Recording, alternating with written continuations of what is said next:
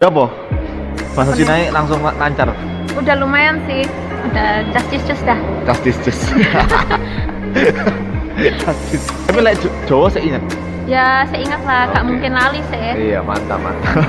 Terus lumayan lancar kayak jalan tol ngono. Sebenarnya aku suka matematika itu bukan dari lahir gitu. Bukan brojol terus langsung suka matematika, enggak. Aku sempat gak suka main matematika. Kenapa kok kamu milih belajar matematika di universitas? Karena suka. Kamu jadi apa? Kamu jadi guru ya? Mau jadi dosen ya gitu. Bener sih, bagus In sih. this era, you have to think big dan think smart gitu lah. Halo semuanya. Yo, what's up? Hisashiburi. Sashiburi. Udah lama gak ketemu guys. Udah berapa lama ya? Akhir ketemu. Kapan ya? 2 tahun yang lalu 2 tahun yang lalu kayak nih. Dia sibuk terus guys. Ya, terus habis gitu tahun kemarin aku kan pergi ke Cina, jadi mau ketemu nggak jadi juga. Dan Saya kira sebalik toh. udah Ya apa? Bahasa Apa Cina langsung lancar. udah lumayan sih. Sebelum kesana sih kan masih Masih bisa ngomong. nggak, ya bisa ngomong tapi nggak spiral lancar. Ah. Habis kesana jadinya lumayan lancar. Udah just dah. Justice. Justice. Oke. Oke. Tapi lek Jawa saya ingat. Ya saya ingat lah, gak Oke. mungkin lali saya. Iya, mantap. Terus lumayan lancar kayak jalan tol ngono. Oke, jadi kalian pasti semua udah tahu ya, ini si Jerome. Salam kenal. Salam kenal. Oke, jadi hari ini aku mau wawancara, interview tentang matematika. Oke.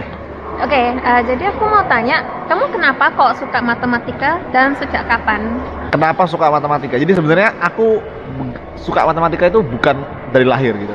Bukan brojol terus langsung suka matematika, enggak. Aku sempat gak suka main matematika. Tapi dulu pas SD soal-soal hitung-hitungan saya oke lah. Tapi soal-soal sing cerita, soal-soal sing wis mulai panjang, itu aku rada koyo ya apa sih iki Kayak sin, cosine. bukan belum. Saya SD. Oh, oke. Soal cerita itu loh. Kayak misalnya diskon. Oh, Itulah ribet-ribet toh. Apa sih cerita dan sebagainya. Aku mulai merasa matematika itu sebagai sesuatu yang misterius. nyebelin, kayak susah gitu, ya kan. Nah, karena aku mikir seperti itu, maka dengan alami kayak kita ngeblok mental block, mental block. Kayak kita mikir kita udah gak bisa, ini susah. Jadi akhirnya kita beneran susah gitu. Sampai satu hari mamaku bilang, kamu coba mikir matematika itu as a game. Coba kamu main game. Dulu aku main game Pokemon. Oh gitu. Tahu Pokemon? Main game Pokemon kan ada storyline-nya. Ya kan? Terus kayak ada banyak cara gitu. Maksudnya kayak kalau coba yang ini gagal, coba yang lain gitu kan. And then coba apply itu ke mathematics. And then aku try. Oke. Caranya kan ada banyak nih, ya kan? Aku coba cara ini, nggak bisa. Cara itu, cara lain, nggak bisa. Sampai akhirnya nemu cara yang bener, ya kan? And then when I ketemu cara yang bener, kayak ting gitu. Kayak there's something like, oh ternyata cara ngerjain matematika itu kayak gini ya. Kayak okay, there are a lot of ways, tapi cuma ada satu yang benar misalnya. Dan kamu cari itu aja gitu. Dan pasti kalau kamu spend time dan ya kamu coba terus, definitely you will find that way gitu. Dan akhirnya mulai dari situ jadi suka. Kayak finding puzzle, jadi kayak puzzle gitu. It's like a game. Matematika tuh kayak game jadinya. Jadi karena udah nemu caranya, jadi mulai suka ya? Ya, dan kamu mikirnya gini, caranya tuh terbatas, dan kamu tinggal milih cara yang mana nih gitu. Pilih yang ini nggak bisa, yang ini bisa nggak, yang ini bisa nggak gitu. Jadi kayak it's like a puzzle, solving puzzle gitu loh. Nah itu sejak sekitar kapan? SD akhirnya, SD. kelas 3, kelas 4. Oh ya udah lumayan cepet dong ya. Kirain bakalan mungkin SMP atau gimana gitu kan. Kenapa kok kamu milih belajar matematika di universitas? Karena suka. Karena suka. Ya. Banyak orang yang milih jurusan karena apa ya? Karena mungkin mereka mikir uangnya banyak, atau karena mikir kedepannya pekerjaannya kayak terjamin. Tapi padahal mereka nggak suka. Kalau aku mikirnya kamu harus suka dulu, baru kamu bisa menjalaninya gitu. Kalau kamu nggak suka, maka susah banget buat jalanin. Ya, susah banget buat jalanin. Ya aku pas ambil matematika juga banyak orang bilang kamu mau jadi apa? Kamu jadi guru ya? Mau jadi dosen ya gitu. Benar sih. Ya padahal nggak ada sarannya juga jadi guru jadi dosen gitu. Cuma ya Itu juga bagus in sih. this era you have to think big dan think smart gitu lah. Ya kan? Siapa bilang anak matematika cuma bisa jadi guru, cuma bisa jadi dosen. Zaman sekarang ada data science, ada ya banyak hal lah gitu. Jadi yang kamu belajar yang di universitas kayak equations gitu, itu apa sih bahasa Indonesia? Persamaan, rumus, Ya, itu itu. dipakai nggak di sehari-hari? eh Kecuali kayak kamu ngepost di Instagram gitu. Sebenarnya sehari-hari itu nggak pakai yang rumit-rumit ya. Cuma yang rumit-rumit itu kayak these equations itu kayak bantu kita buat mikir. Mikir Kayak- gimana? Ya, it forms your like logic kayak itu kayak apa ya? It trains your logical structure gitu loh. Analisis kan. Jadi harus analisis gitu. Dan sebenarnya nggak langsung kepake, nggak directly kepake. Cuma kepake di otak gitu. Kayak otaknya jadi kebiasa buat mikir like problem solving and stuff. Jadi kayak it makes your brain more flexible gitu. Ya, fleksibel dan like critical thinking juga gitu. Solving something ya. Oke. Itu sih. Cuma emang ada matematika yang level tinggi yang emang akan diterapkan di pekerjaan nanti gitu. Like statistics, terus apa namanya?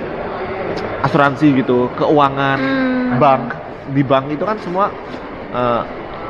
ya pakai rumus matematika gitu. Kayak- HP kita, elektronik semua kan pakai matematika sebenarnya. Kayak boki.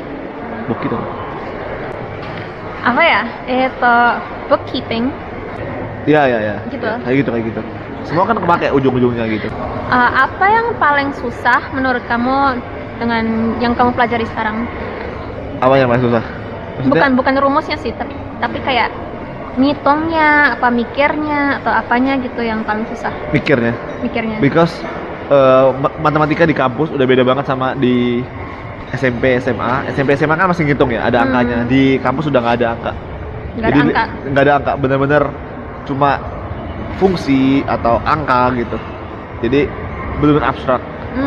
Dan kadang-kadang saking abstraknya sampai nggak ngerti ini apa gitu. Ya kayak nggak ngerti, kayak nggak bisa dibayangin gitu. Duh, aku nggak bisa It's kebayang. so abstract. Aku nggak bisa bayangin kalau misalnya aku masuk situ deh. Terus habis gitu, cita-cita kamu apa? Cita-cita mungkin kayak Yuki ya. Yuki kan diplomat ya. Ya, Kalau aku sih cita-citanya mau jadi menteri pendidikan di Indonesia. Indonesia, education ya. Menteri apa sih bahasa Minister of Inggrisnya? Education. Minister. Oke. Kenapa kamu pengen jadi itu? Kenapa? Karena ada panggilan untuk pendidikan sih. Like makanya aku juga bikin konten pendidikan, bikin kayak ngajarin tutor math and stuff. Jadi emang dari dulu ada hobi atau ada kesukaan Ngajar. di pendidikan, ngajar gitu. Oke. Terus yang terakhir aku mau nanya tentang time management. Jadi kan kamu kan YouTube-nya sering banget upload gitu kayak paling tiap minggu udah berapa kali itu kan. Terus habis itu pelajaran kamu tuh aku lihat susahnya itu setengah mati gitu. Jadi kamu gimana ngatur waktunya? Ngatur waktu ya? Saya pasti tidurnya kurang. Beneran, saya pasti tidurnya kurang. And then sebenarnya ya one of the key of time management menurut aku yang paling penting itu adalah use your time wisely gitu.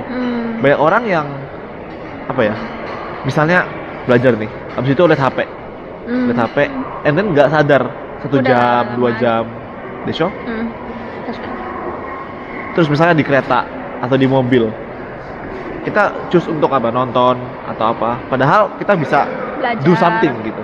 Read a book. Iya, misalnya lagi nunggu orang, tadi si Yuki nunggu aku, dia belajar gitu, kerjain sesuatu, ya kan? Ada iya. waktu-waktu kecil yang kadang-kadang kita take it for granted gitu, padahal itu bisa kita pakai untuk Something do useful. something useful gitu.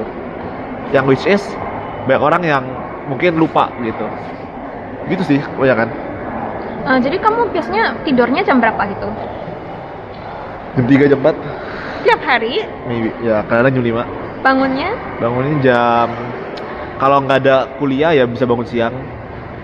Kalau ada kuliah ya bangun jam 9. Jadi kamu ngapain sampai jam jam 5, jam 4 Ngedit ngedit video? and then finding ideas, preparing for other contents. Itu videonya tuh semuanya kamu yang ngedit sendiri? Sejauh ini aku yang cut. Oh, kamu yang cut? Dulu aku ngedit sampai jadi kan. Sekarang aku cut and then aku kasih ke editor aku buat dikerjain. Jadi oke. ya. Kalau tugas kuliah gimana? Tugas kuliah banyak? juga banyak. Tiap hari? Hampir tiap hari. Makanya ya itu nggak tiap hari aku ngerjain video juga gitu. Dan kadang-kadang karena ada video dan ada tugas kampus, akhirnya tidurnya yang kurang. Oh gitu. Akhirnya sampai subuh gitu. Jadi kamu lebih prioritize kayak tugas-tugas itu? Iya, of course tugas dulu lah kan. Tugas utama kan belajar. Iya sih. Ya tapi kalau tidurnya kurang kan juga gimana gitu? Iya sih. Mana? Soalnya. Oh ya, terus kan kadang tuh ada orang yang menurut mereka sendiri tuh mereka kurang pintar dan mereka ada kayak mindset kalau mereka itu nggak bisa. Menurut kamu itu gimana? Aku juga pernah mengalami hal itu sih sebenarnya. Like mindset di mana aku itu namanya mental block kan. Kamu block mentalmu sendiri kayak ya mentalmu itu udah ngeblok kayak aku nggak bisa, aduh ini susah gitu. And then when you think like that, itu beneran kamu jadi nggak bisa, jadi susah. Otakmu tuh nggak bekerja sama dengan dirimu gitu. And then when apa ya?